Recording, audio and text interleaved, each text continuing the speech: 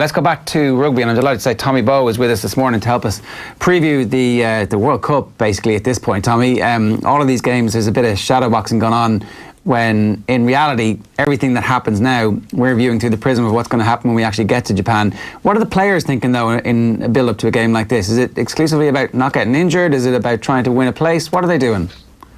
I think, morning, first of all. I think it's a huge game for them, given the way the Six Nations finished. It's the last game that a lot of these players have played in a green jersey.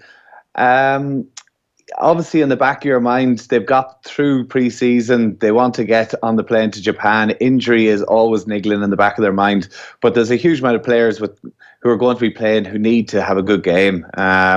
It's a confidence issue. There's obviously a huge game to kick off the World Cup against Japan. And I think for the Irish guys, they'll have been practicing a new game plan right through pre-season.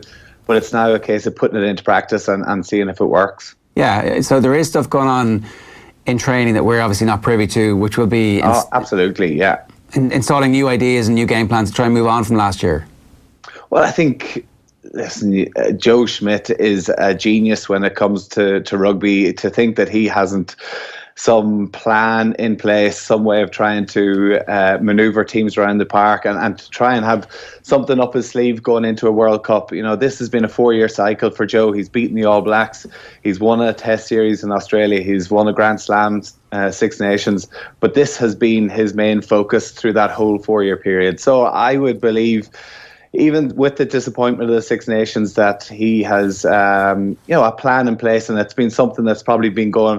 I spoke to him before the Autumn Internationals, and he said whatever happens in the Six Nations happens. The World Cup was their main focus. The reason why we have you on, Tommy, is to go through our depth chart for the back three for Ireland. You were obviously on with us before the Six Nations, so naturally we're updating it before the World Cup. We may as well start with your wings, and I think we've got a graphic here to show your decisions. We've gone with Stockdale as your number one choice, naturally, on the wing with a score of 10. Keith Earls second up with 9. They'll be the two starting wingers, everybody being fit, all going well. I don't think too many people would disagree with you there. And then Andrew Conway at 7 and Jordan Larmour at 7, Tommy. Yeah, I mean, I don't really see many more pushing their way in outside of those four. I think the likes of Dave Kearney is obviously in camp. He's trying to push into that position, but I think that those four are the standout guys, and particularly Andrew Conway, the way he played against Italy. He was one of the few players who really put his hand up and showed what aerial skills he has. I think to go in to start the first game against Scotland, you would have to believe that it's going to be Jacob Stockdale and Earls on the two wings. And then it's whether somebody else gets an opportunity, who's going to be 23rd man, whether it could be a Larmour, whether it could be a Conway, or maybe somebody else, Will Addison, for instance. But on the wing, I think those four are pretty much nailed on. It's whether Andrew Conway really makes it on the plane as well. He'll probably get another opportunity and hopefully he takes it.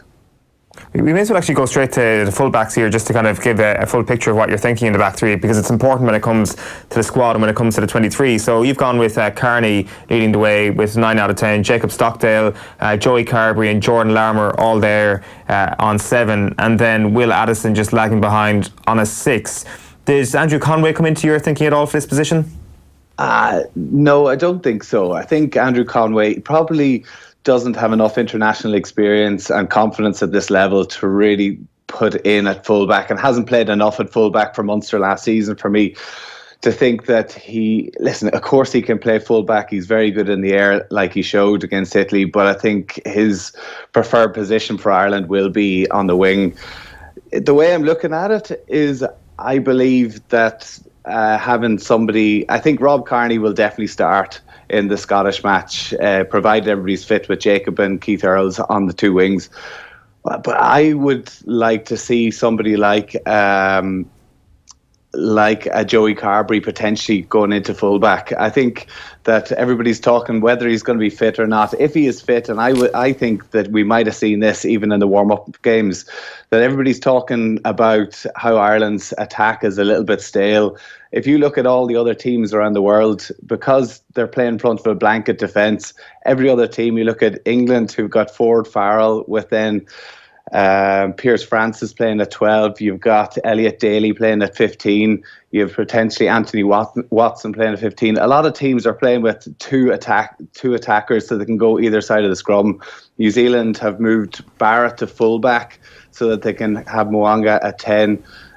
Same as Australia, Lele Fano with Curtly Beale gone to 15. So I think Rob Kearney, as much as he's a fantastic player, great under a high ball, I think potentially Ireland's attack needs to evolve a little bit. Having somebody at 15 who can get into first receiver, attack both sides of the pitch, and then that opens up the opportunity for those kicks through. You know, when teams have a blanket defence of 13 players in front of them, they have a fullback and maybe a scrum half in the backfield. If you have two people either side of the breakdown, it makes it very hard for those fullbacks to guess which way to go. Do you think that's what was behind Robbie Henshaw being picked fullback for the England game, that they were trying to institute some change? That didn't work out, and they've overreacted quite conservatively by saying we have a fullback who's a stopper and that's it? Yeah, listen, Jordan Larmour's played 4 times last season for Ireland at 15, so they do see him as a potential candidate for that. But personally, I think that Jordan, as talented as he is, he's still a little bit young and maybe immature to be stepping up as first receiver and taking on defenders and really taking on a playmaker role at that 10 position or 15 position. I wouldn't mind seeing Jacob Stockdale playing there. I think he's had another fantastic season. He's shown he's very good under a high ball. He's played 15 last season for Ulster. Potentially to see Jacob at 15 with Jordan Larmour and Keith Earls on the two wings would be pretty exciting to see as well. Jacob spoke at the end of the season how his preferred position is now 15 if he had an opportunity. So that might be something up his sleeve as well. I think that Joe is definitely looking at that. He can't fully rely on Rob Kearney to play every game right through this World Cup. And if we do need a little bit of X factor, having somebody like Jacob at 15 or even a Joey Carbery at 15, it means we can have maybe a Bundy Aki on the bench along with a Jordan Larmour. So I think it's a case of potentially mixing that up a little bit. How do we get to see this? If this is a possibility, are they doing this in training at the moment in Portugal and keeping it quiet and not showing any tape on it against England or against Wales in the warm-ups? Do you unfurl this at a World Cup and hope it works, or how do you make everybody confident? Well, that's the thing. I speaking to the guys ahead of the Six Nations, Robbie Henshaw was getting a lot of time in training at 15, but obviously that shows that you can do all the work in training you like. It's when it comes to a match and you're under the sort of pressure that international rugby brings that can really test whether you're up to it or not. I would imagine the guys have tried things out. I'm not too sure whether Jacob has had a run at 15, whether Joey Carbery maybe is an option, but I think that Joe will definitely be trying somebody out there. I think with Will Addison, I have him down as an outside bet. He's somebody who I really rate as a player. Fantastic, how he played with Ulster last season. He can play 13, he can play 15, he can play wing. I know Joe really likes him, but unfortunately, he struggled so much at the end of the season with his back injury. I think he's picked up another injury through pre-season, so you can't afford to take somebody on a plane potentially who you have to wrap in cotton wool. So for that reason, I can see Andrew Conway travelling. And I believe that Rob Kearney will probably play 15 this weekend. He will probably play 15 in that Scottish match. But in the Japanese game, I wouldn't be surprised to see them mix it up a little bit with the quarterfinal in mind. Because to take on a South Africa or a New Zealand, we have to do things a little bit different. We have to be able to take them on. We have to show our attack. And just go in the same direction, trying to batter teams down, it's definitely not going to work. You talked about there about wrapping people up in cotton wool. The news on Joey Carbery seems to be that he'll be fine, perhaps for the Scotland game, if he makes the plane. But the fact that he's like a doubt for the plane has started to be written by the journalists who are out in Quinta do Lago. So there's obviously like a little hint that maybe his injury is a bit worse than we had originally feared. We don't know now how well he would do at fullback because he's obviously not getting the reps in training at the moment. Yeah. And we also don't really know who our backup to Johnny Sexton will be if Carbery's out. It's not a great situation we find ourselves in with respect to out half at the moment. It's not, but I think that we have two very capable out halves in behind Joey. I think Ross Byrne in particular is a fantastic player, very much in the mould of Johnny Sexton. He got asked to to play 10 for Leinster against Munster in the semi-final of the Pro 14 this year, which I thought was, a lot of people were talking that it was Johnny Sexton was dropped, but according to Leo, it was to give him a chance and to give him an opportunity. He won the game for Leinster that day and played very, very well. You saw him in the Ulster quarter-final last year when he had to kick that penalty at the end of the game to put Leinster in front. So I think in pressure situations, he is well able to step up. He's well able to lead a team around the pitch. And I think with Jack Carty, he showed in the Six Nations when he had chances to come on, he can spice things up a little bit. He's a little bit more of a maverick. Whether that is really what we need, if we have Joey Carbery, who in a sense is somebody who can spark something out of nothing, as a third choice, I probably would think that Ross Byrne might be somebody who would be a little bit more attuned to the game plan Ireland will want to play. But if Joey doesn't make it, I think we have two good out halves who can step in. It's really interesting hearing you talk about how Schmidt says before the Six Nations that whatever happens at the Six Nations, it's really about the World Cup. To that end, does that make you feel more confident that they will take Carbery, even if he's not fit for the start of the tournament? If they're thinking about this tournament for so long, they'll give Carbery up until the week before the quarter-final to be fit for that quarter-final, as opposed to thinking, well, if you can't play for me for the first game, you're no good to me, because the tournament is going to be a long tournament. Yeah, it is a long tournament, but whenever there will be injuries in the 3 games leading up to it. That's my big worry, is that who else is going to pick up injuries in these next games, because they're going to be brutal. Ireland this weekend will feel their backs are up against the wall. They need a big performance, so there's going to be nothing like a friendly in this game. So we will see probably more injuries before then, but Joe will have to be ruthless. It's a 31-man squad. After that Scottish match, there's going to be guys who won't be able to train on the Monday and Tuesday. They have to back it up 6 days later. You can't be carrying people. So there will be some tough decisions made, and if somebody isn't fit, who isn't going to be able to pull their weight in training, they might have to be left behind. And that's why Joe has built such strength and depth in pretty much all positions right down through the squad. It's just at 15, there's nobody in my mind who has really stepped up behind Rob Kearney. Yeah. When you were playing, did you like a little bit of competition? Because you were nailed on starter for the vast majority of your career. Once you got in the team, you kept your position. Did you like the notion that somebody was nipping at your heels, or did you like to be kind of safe and secure and confident? No.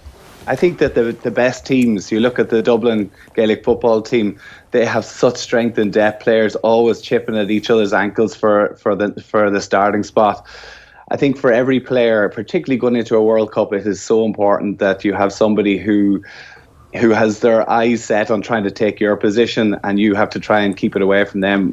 Going into the 2015 World Cup, Dave Kearney was ahead of me, and I set my sights and have to try and get my position back off him. And I think that having that hunger is very important. You obviously were living in Wales, playing rugby in the build-up to the 2011 Rugby World Cup, where that Welsh team kind of came from nowhere. There was a bunch of players who we'd never heard of who were suddenly absolutely sensational. You think of Tulu Faletau in particular. It seemed like a newly constituted team in the last 6 weeks before the World Cup with a bunch of bolters, and yet that Welsh team always had the confidence that, well, of course we're Wales, we're going to do really well here. Can we learn anything from that? Because it seems at the moment that the mood music around this team is as depressed as any Irish international team has had for, I don't know, since Trapattoni. Yeah. I don't think the Six Nations did not go according to plan.